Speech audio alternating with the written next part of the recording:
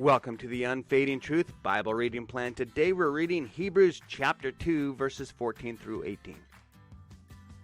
You have peace with your Father in heaven because of your brother in heaven.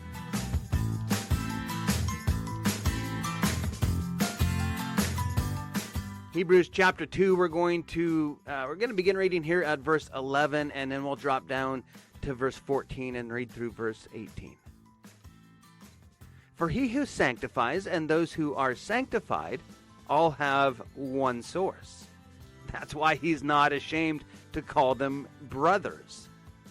Since therefore the children share in flesh and blood, he himself likewise partook of the same things, that through death he might destroy the one who has the power of death, that is the devil, and deliver all those who through fear of death were subject to lifelong slavery. For surely it's not the angels that he helps, but he helps the offspring of Abraham. Therefore, he had to be made like his brothers in every respect, so that he might become a merciful and faithful high priest in the service of God, to make propitiation for the sins of the people. Because he himself has suffered when he was tempted, well, he's able to help those who are being tempted.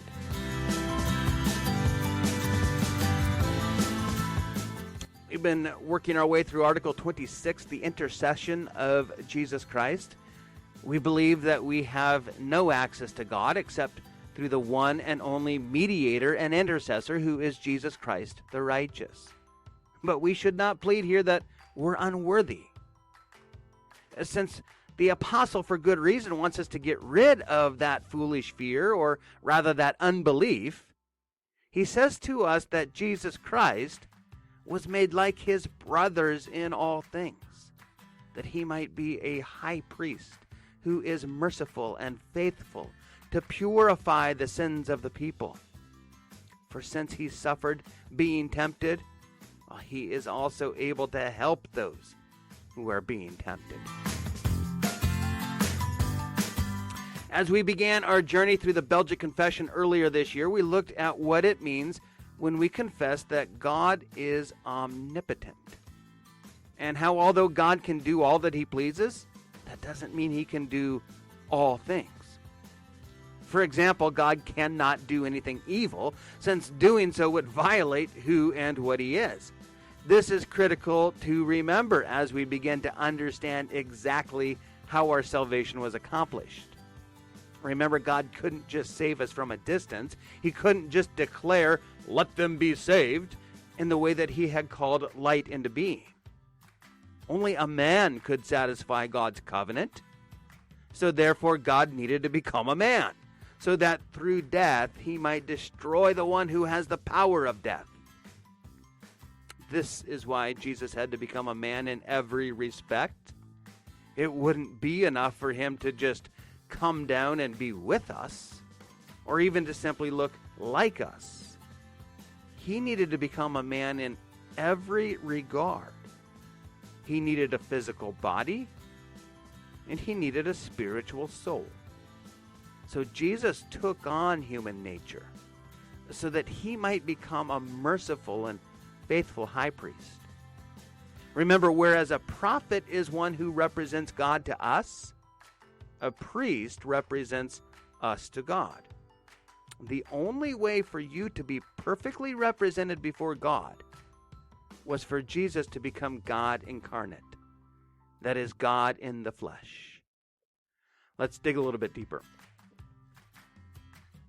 How often haven't you said to someone who's going through a trial something along the lines of, "I know what you're going through"? Now, certainly we say this sincerely in a way that we hope helps, but ultimately the only way to truly know what it's like to go through something is to actually go through the exact same experience yourself. Certainly the primary reason that the Son of God became man was to make propitiation or atonement or payment for the sins of the people. Jesus did this by taking on all of our sin and bearing the holy wrath of God as he hung on the cross. But in doing so, Jesus came to know firsthand exactly what it's like to live as a human being in this fallen and broken world. He literally became our brother who is now in heaven. Jesus suffered as he was tempted through life to a degree the rest of us will never truly experience. He can honestly say that he knows what it's like to be us, but we could never say that we know what it was like to be him, as he endured the worst that Satan could muster. But because he endured this unimaginable suffering in life, he's able to help those who are being tempted. So as we confess, Jesus was made like his brothers in all things for two reasons. First, and most importantly, that he might be a high priest who is merciful and faithful to purify the sins of the people. But don't miss the second huge benefit that having a brother in heaven brings to you. For since he suffered being tempted, he is also able to help those who are being tempted. So as you pray today, use that AAA prayer pattern that Jesus taught us. Begin by acknowledging who God is. Today, open your prayer to our Father in heaven, whom we are able to approach in peace because of our brother in heaven. Then align your life with God's will as you continue to pray. Do that by praying that you will lean more and more on your brother in heaven and not on your own abilities or strength. Then you can ask God for what it is that you need. Remember, everything else that you hear today is going to fade away, but the word of the Lord is unfading truth.